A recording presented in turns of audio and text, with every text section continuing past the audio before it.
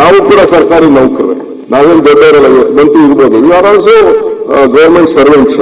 ಅವರೆಲ್ಲರೂ ಕೂಡ ಅವರೆಲ್ಲ ಜನ ಆಯ್ಕೆ ಮಾಡಿ ಕಳಿಸಿದ್ದಾರೆ. ನನಗೆ ಯಾವ ಹಾರ್ಟ್ ಬರ್ನಿಂಗು ಯಾರ ಮೇಲೂ ಇಲ್ಲ.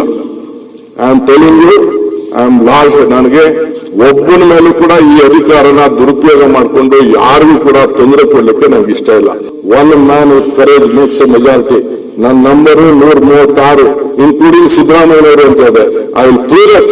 V will stand united and we will fight again. ಜನ ತೀರ್ಮಾನ ಮಾಡ್ತಾರೆ, ಏನಾಗಬೇಕು ಅನ್ನೋದು ಜನ ತೀರ್ಮಾನ ಮಾಡ್ತಾರೆ. ಇರ್ಬೋದು, ಅಲ್ಟಿಮೇಟ್ಲಿ ನಾವು ಕೂಡ ಸರ್ಕಾರಿ ನೌಕರರೇ, ನಾವೇನು ದೊಡ್ಡವರಲ್ಲ. ಇವತ್ತು ಮಂತ್ರಿ ಇರ್ಬೋದು, we are also government servants.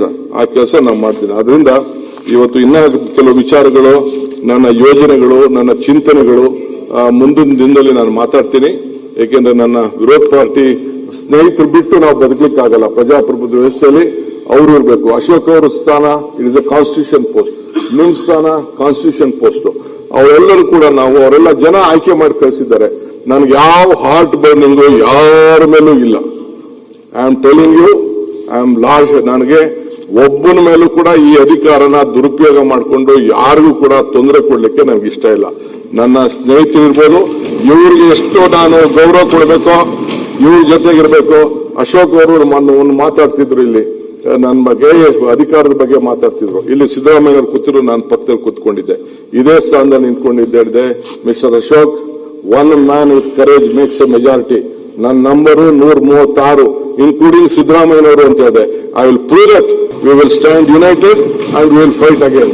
ಜನ ತೀರ್ಮಾನ ಮಾಡ್ತಾರೆ, ಏನಾಗಬೇಕು ಅನ್ನೋದು ಜನ ತೀರ್ಮಾನ ಮಾಡ್ತಾರೆ. ನನಗೆ ರಾಜಕಾರಣ ಗೊತ್ತಿದೆ. ನಾನು ಫುಟ್ಬಾಲ್ ಆಡೋನಲ್ಲ, ನಾನು ಚೆಸ್ ಗೇಮ್ ಆಡೋನು.